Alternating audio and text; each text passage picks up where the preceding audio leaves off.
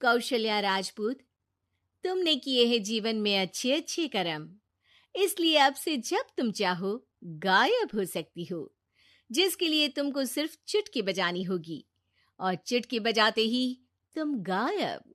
बस एक बात का ध्यान रखना, जहां तुमने कोई गलत काम किया, तुमसे ये शक्ति वापस ले ली जाएगी।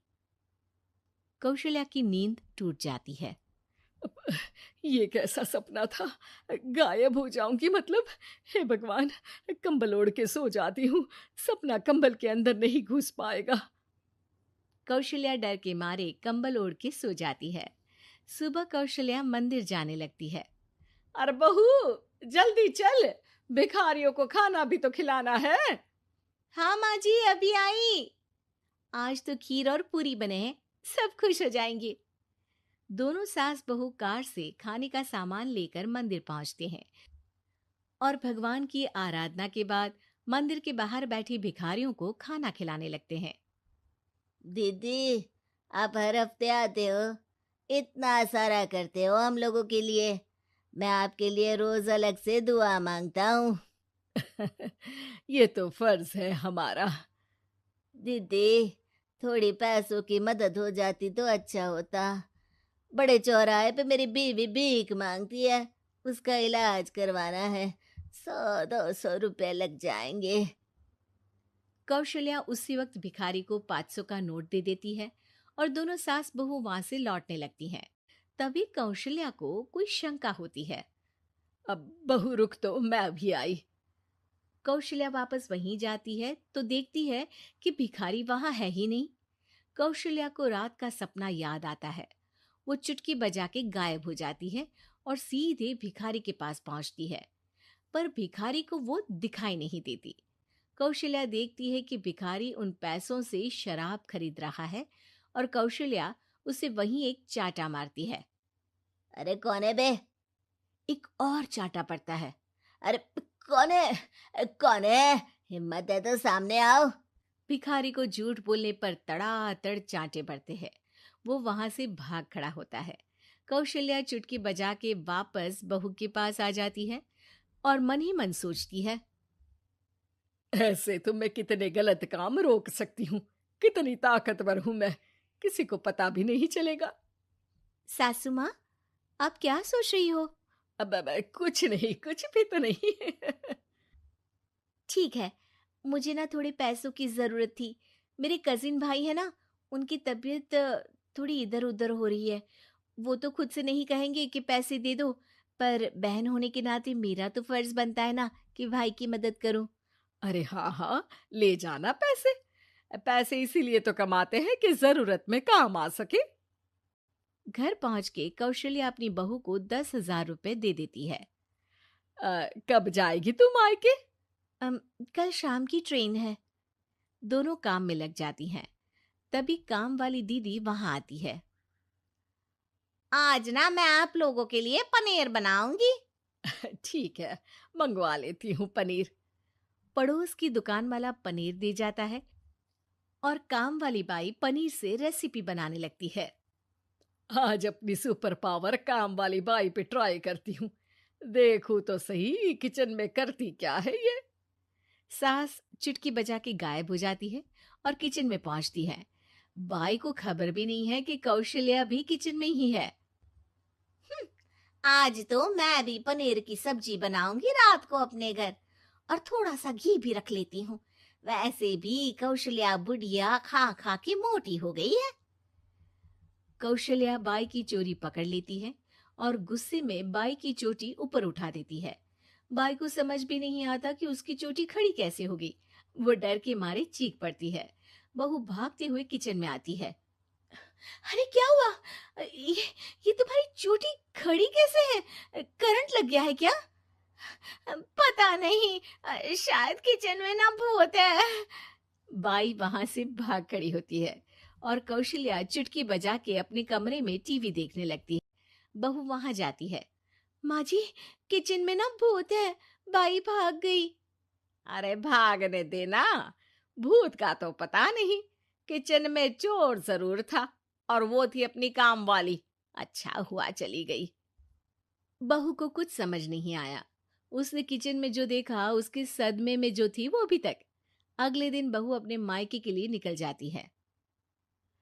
कहीं भिखारी और काम वाली की तरह बहू भी तो मुझे धोखा नहीं दे रही। अरे कहीं वो पैसे ले जाके शॉपिंग तो नहीं करने वाली ना। अभी पता लगाती हूँ, मुझसे कुछ छिपा है भला। जैसे भगवान सब देख रहा है वैसे ही मैं भी सब देख रही हूँ। सास को अपनी शक्ति पर घमंड आ गया था।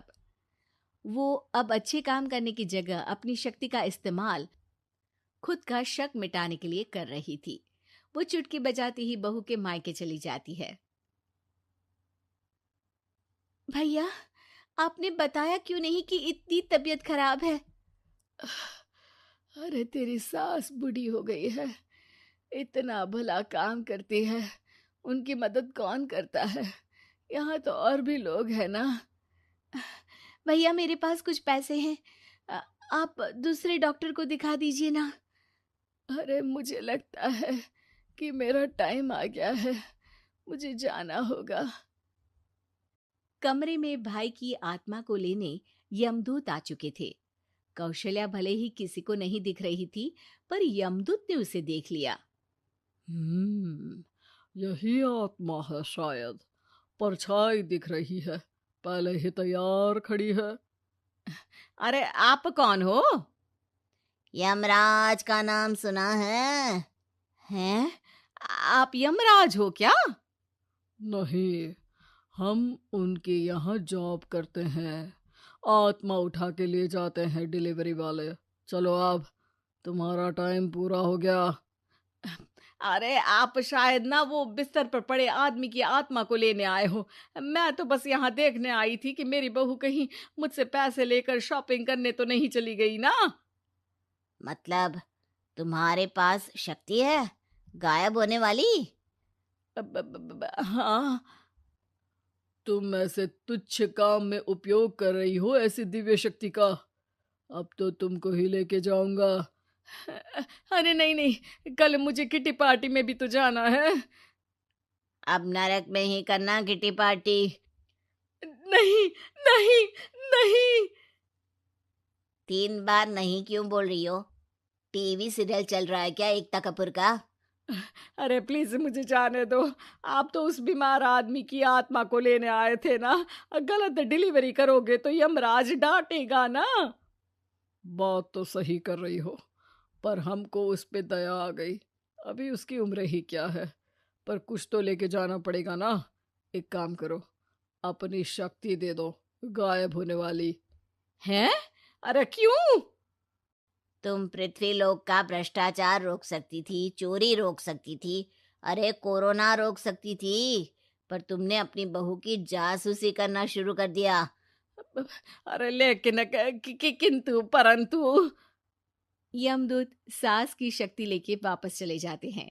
कौशल्या की परछाई हवा से नीचे गिरती है और जमीन पे आते आते कौशल्या का शरीर सामने आ जाता है। अरे लग गई, कितने ऊपर से फेंका। माँ जी, आप यहाँ ऊपर से कैसे गिरी? अरे समदन जी, आप अचानक कमरे में। सब घबरा जाते हैं। सास बहू को सारी बात बता देती है। ये लो आपके 10,000 रुपये। आपको मुझ पे इतना भी भरोसा नहीं है? अरे बहन, मुझे दर्द नहीं हो रहा है, अब अचानक से सब अच्छा होने लगा है। अरे तो फिर बिस्तर से उठ जाओ और मुझे लेटने दो, गिरी हूं ऊपर से तो पूरा बदन दुख रहा है। भाई को तो यमदूत ठीक करके जाते हैं, पर कौशल्या देवी दर्द के मारे बिस्तर पर आ जाती हैं। दोस्तों, हमें उम्मीद है कि आपको हमारी ये कहानी पसंद आई होगी। कृपया हमारे चैनल को सब्सक्राइब करें और सभी अपडेट्स के लिए बेल आइकन जरूर दबाएं। और हाँ, वीडियो लाइक और शेयर करना मत भूलिएगा। Bye bye.